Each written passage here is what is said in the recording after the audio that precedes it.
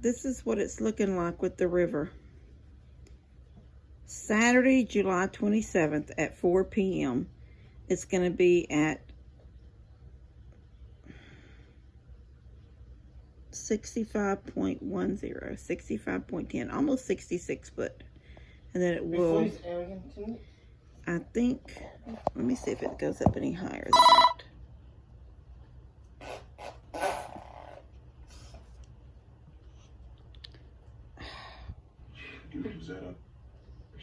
Okay, 65.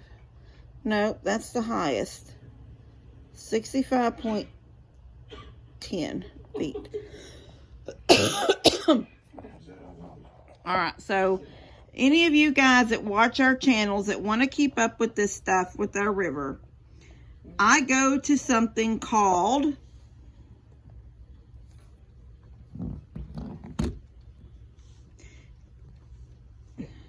the ketchup bottle here because I had French fries a while ago. East Fork San Jacinto River water level. That's what I go to. And when I go to that, then I get this. National Water Prediction East Fork. And I click that. It says water/NOAA.gov. Then you get this. And they've changed the way it used to look. 'Cause it didn't used to look like this. But you have to turn it sideways now. And then there's the thing, and this is where we're at today, and then it slowly goes up to 65.10. That will possibly, hold on, that will possibly make it circle around us. It will separate like me from, and Buddy and Steph from Mom and Dad and Daniel and them up there, because it goes in that low spot behind Bree's old goat pen around Mom and Dad's driveway, and it comes around by my pond, and you know it'll separate us all.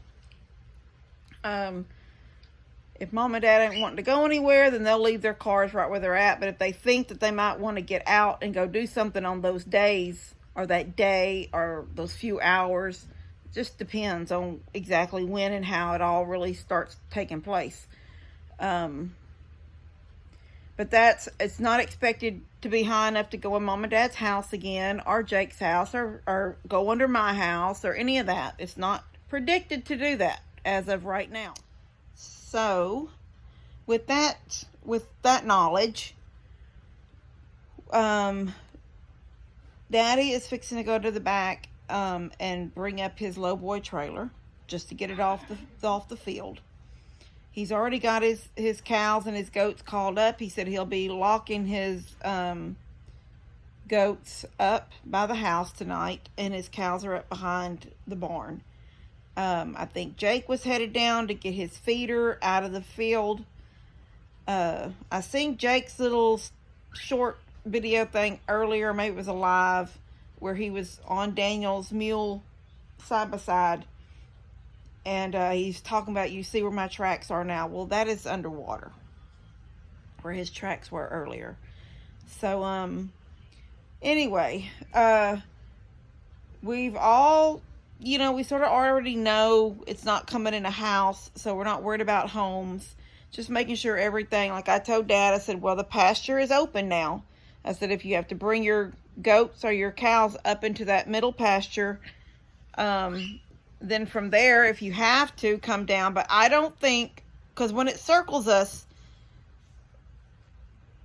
if they're in the field like where Bree's horses are now, if it circles, they'll still be safe in that field. But if there's a possibility they need to come on over, then Bree can open that gate, put them out there where now Molly and them are at, and then they can come through that cut fence that we just cut open and come down closer to my house if they need to. But that shouldn't, at 65 or even 66, that should never be the case. I just want to make sure everybody knows that now. There's always a chance for a surprise. But for the most part, there should not be any kind of issue with the animals this time around. But, we're going to watch. And like it said, that's not even happening till Saturday.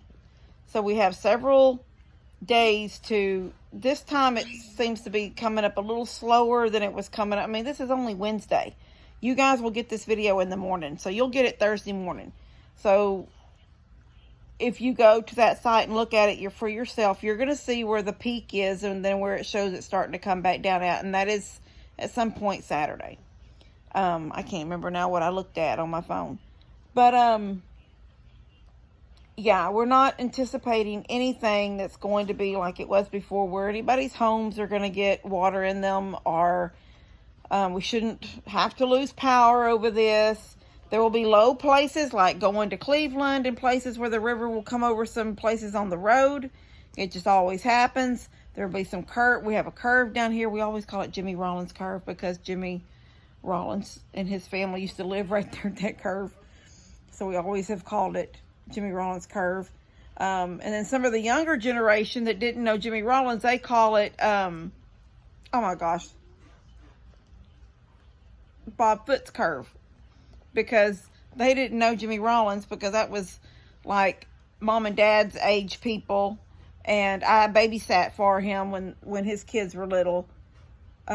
Even before I could drive, they would pick me up and take me to their house just right down the road. And I would keep their kids when they would go out for the night or whatever on the weekends. But anyway, none of my nieces and nephews, or even, well, Buddy knew Bob Foot, but he didn't really know Jimmy Rollins. So all of them refer to that curve down there as Bob Foot's Curve. But regardless, that curve always overflows. And yeah, so we'll just be watching. We'll just be watching everything and seeing what happens and keeping track of it. And you guys can keep track of it too, because now you have the website if you want to go to it.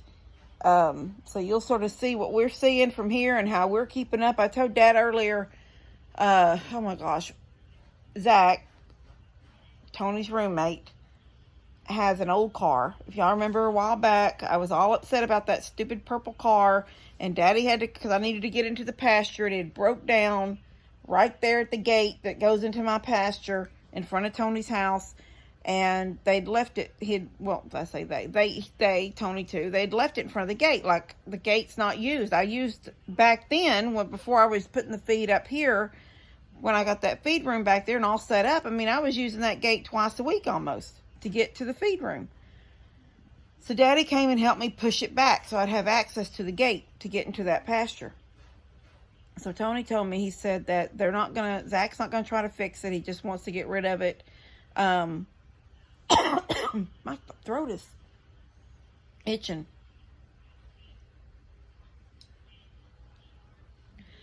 So I called Daniel earlier, and I said, do you want to come help me move that truck? Tony's working late tonight. That car. And he said, yeah. Them back tires were locked up on it, and we couldn't get them to unlock. So the front tires were going, but the back tires were just locked. So he's dragging me, and I'm sideways, and I'm screaming. I was screaming at him, but he couldn't hear me because he's pulling me with the side by side, so it's loud. And then you got the tires making that noise like I'm some kind of a drag racer. You know, and I was going sideways sometimes in the street. I ought to just go out there and film. You can see the black, my tracks left, doing this kind of stuff in the road, fishtailing. And then he got to the driveway, he thought it was funny, so then he started going faster, and I was just picturing myself, the back end of that thing, hitting trees and stuff. Anyway, when we got down there to have to go, praise God, the chain popped off when we were going through the gate at the lot up by the barns. Because he was taking it back to the river, or not the river, but back there where all that, where the big junk stuff is, until we can have it picked up for the metal pot people. When that chain popped off, Jake come out. Jake heard us. He come out and said he thought somebody was squealing their tires down there, and then he seen Daniel pulling. So I said, Jake, please don't make me get back in that car. Please do it. My heart's beating so fast. I had me scared to death. I was just picturing like hitting something. Anyway, then I filmed Jake as I'm sitting in Daniel's side by side, but I'm turned around facing Jake out the back. They were, them two together, Daniel and Jake together. Jake was in that car. Y'all will see the video whenever Jake posts it. That was the scariest. I was worried that he would start rolling. He's not in a seatbelt. If he rolls, then it might make us roll. Or Daniel would stop and it would keep coming and hit us and then do that stuff where it flies over the top. I was seeing all kinds of Dukes of Hazzard stuff going on with that car. That was the scariest mess. Anyway, when Daniel brought me home, we would see the tracks that stupid car made as he was pulling me down the road. I didn't film any of it. I can't film and drive a car at the same time like that being pulled. So we didn't get any film of me, but I got good film of Jake doing it and Daniel pulling him, and I was in the side by side, but with my knees in the seat, facing backwards, facing Jake, and I filmed everything. Anyway, then we talked about it back there. We met up with Dad at the back and talked about the river coming up and this, that, and the other. So Jake was going to go back and get his feeder and bring it back up. Dad was going to get his trailer. But we were talking, I was like, we always call them the River Road people. There are two roads going toward church when you go out of Plum Grove and you get up on 29, you're going to go to Splendora, and that's all I can tell you, to where we all go to church, Plum Grove Assembly of God. Right before you get to our church, there are two roads that go down by the river. Now, FEMA bought a lot of those people out, right after 94, because that was a really bad flood. That's the first time water ever come in Mom and Dad's house. But FEMA bought a lot of those people out. But, I told Dad, I said, I feel like now we're like the people that probably live down the river roads. They're constantly watching what the river's doing, because you have to know when to get out of there. And this past time, back in May, when we had the big flood, and, Molly was in the front yard, Dad's goats and my goats and all that stuff, goats on the porch, all that horrible flood. I watched a video of a house, a mobile home, coming down. It was County Road, whatever that county road is. I knew when I seen it, I was like, oh my gosh, that's the River Road. There was a mobile home floating down the middle of it. A whole single wide mobile home floating down the middle of the road. It's horrible. I told Dad, I said, we become like them River Road people. We're constantly watching and he goes, yeah, I know, we have. He goes, every time the river starts coming up, it makes you nervous, and you want to start checking on things. And it's just like, Anyway, I think this time y'all will see that we're not expecting it to come in the house. On that website, if you scroll on up, or I say down, but when you scroll up, and you'll see what's at the bottom of the page, it gives us statistics of your different years and floods, so you can see the numbers of what they were and what we're going to get compared to this time. So you'll sort of see that we're not too worried about this one. Just want to make sure all the animals are up, so they're not back there stuck in the middle of the field, and it may not even cross the entire field. It'll do all the low stuff and do that wrap around up here on the driveway stuff. And there may be little bits of green, like where the big grandfather pine tree is, or grandmother pine, or whatever everybody wants to call her. That big pine tree in the middle, it may leave green there, because you just never know how it's going to look. Anyway, I'm going to go. Love you guys, and I'll see you later. Katie, I'm trying to do a video.